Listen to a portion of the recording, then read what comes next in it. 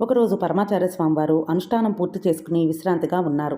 10 ఏళ్ల వయసు ఉన్న ఒక పిల్లవాడు స్వామివారి దర్శనానికని శ్రీమఠం వచ్చాడు. అతడు స్వామివారికి నమస్కరించి వెళ్లకుండా అక్కడే నిల్చున్నాడు. స్వామివారి శిష్యులకు అతనేదో అడగడానికి నిల్చున్నాడని అర్థమైంది. స్వామివారు కొంతసేపటికి తలెత్తి పిల్లవాడిని చూశారు. ఆ పిల్లవాడు, స్వామి, ఇది మఠమా, సర్కస్ గుడారమా అని అడిగాడు. శిష్యులు ఆ ప్రశ్నకు స్వామివారు ఏమంటారో అని ఆందోళనతో చూస్తున్నారు. కానీ స్వామివారు సౌమ్యంగా, చాలా కాల క్రితం ఎంతోమంది రాజులు స్వామివార్ల దర్శనానికి అని మఠానికి వచ్చేవారు. వారు తిరిగి వెళ్ళిపోతూ మఠానికి కానుకగా ఓ గుర్రాన్నో ఏనుగునో సమర్పించి వెళ్ళేవారు. ఆ జంతువులు పెరిగి పెద్దవయ్యాక వాటికి సంతానం ఏర్పడి అవి కూడా ఇక్కడే ఉండేవి. ఇక్కడ దేవతలతో పాటుగా ఆవు, ఏనుగు, గుర్రం వంటి జంతువులను కూడా పూజించేవారు. అవి ఎంతో తెలివైనవి. కొంచెం శిక్షణ ఇస్తే అవి మనం చెప్పిన మాటలు వింటాయి. కానీ మనుషులే ఎంత చెప్పినా చెయ్యవద్దన్నవి చేస్తున్నారు. నా దిగులంతా వీరి గురించే అని అన్నారు.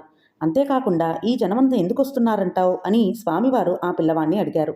ఆ పిల్లవాడు పరమాచార్య వారి దర్శనానికి అని టక్కున సమాధానం చెప్పాడు.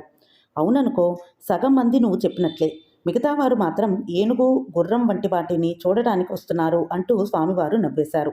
అక్కడున్న శిష్యులు కూడా శృతి కలిపారు.